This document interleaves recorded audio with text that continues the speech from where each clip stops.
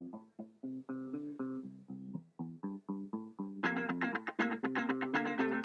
everyone, it's Alma with the Cat's Pajamas, and today I want to show you how to create this card and this bouquet background using a stencil I created myself.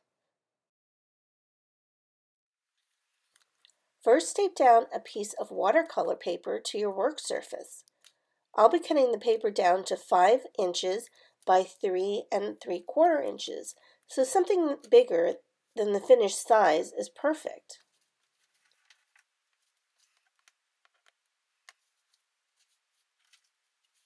I've selected 3 colors of distressed ink, and I'm going to be swiping these inks onto acrylic blocks as my palettes.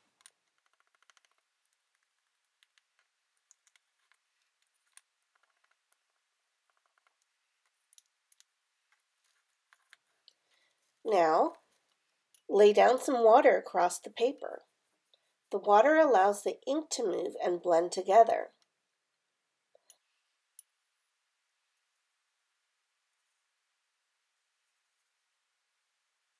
Just dab the color here and there across the paper, cleaning the brush in between, adding each color.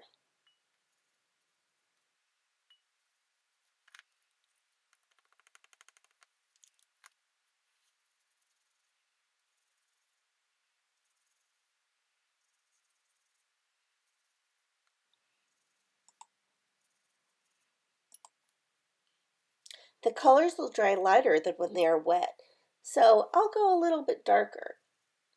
If the piece gets too wet, I can always step away and let the piece dry a little bit. But I'm always a little bit impatient, so I can use a heat tool instead. There's really no right or wrong to this technique. It's whatever you like. Just keep adding color here and there until you feel like you're done. Remember, as it dries, the water underneath will blend the colors, so the colors will be a little bit more blended than what you see now.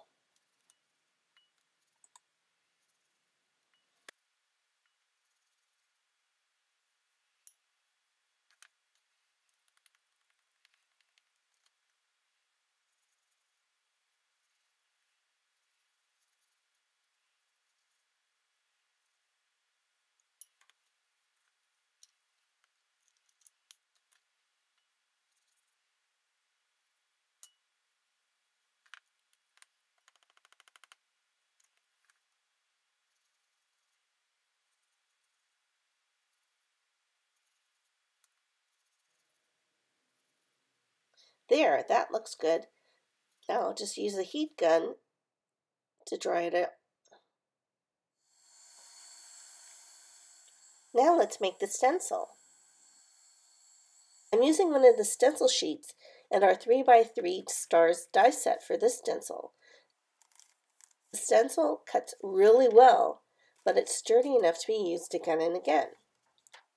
And the stencil sheet punches really well too, so I've used this small star punch to make the smallest star. To apply the ink, I'm using this color box stylus with a tip for white ink. So for this technique, I'm also going to be using my favorite white ink. It's Stampin' Up's Craft Ink. It stays wet, but it's a really nice deep white. Now just lay your stencil down and apply the white ink in a circular fashion. I like going from the edge of the stencil into the center of the star to get a nice crisp edge. Looks pretty good. Now let's move the stencil to a different location.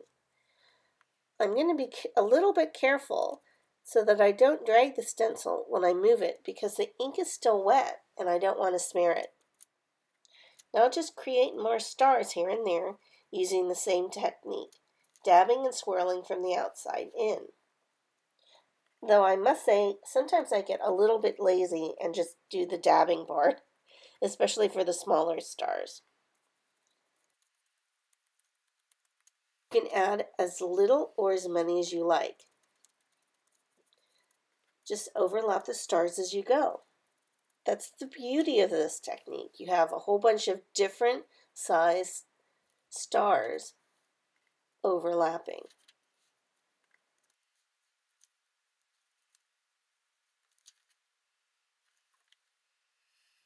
Maybe a couple more stars.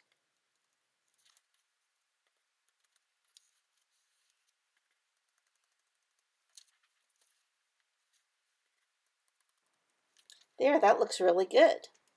Now let's take a heat tool to it to dry that white ink and trim out the panel. I'll be using one of my favorite sentiments from the Pattern Petal stamp set and my VersaFine Onyx Black. It gives great detail and the black really stands out against this background.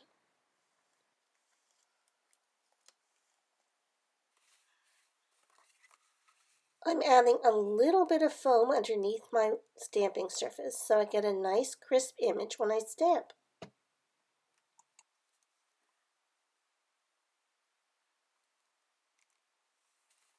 Now, I'll layer this panel on a piece of gold cardstock and then onto a piece of our natural white cardstock. Now I can take a look and see if this background needs any additional stars. I'm going to put a couple of stars right by the sentiment so it really calls attention to the sentiment. And just a couple of stars here and there, just to add a little bit of depth. This background is so pretty it doesn't need much to complete the card. Maybe just some bling and we're done.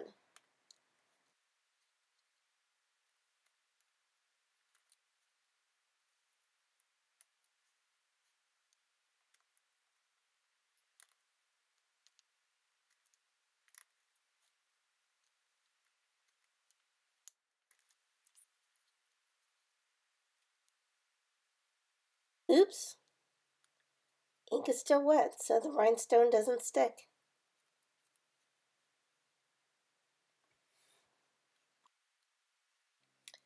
This card is so pretty.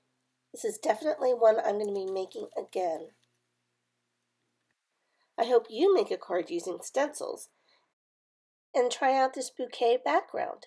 It's so easy. Have a great day.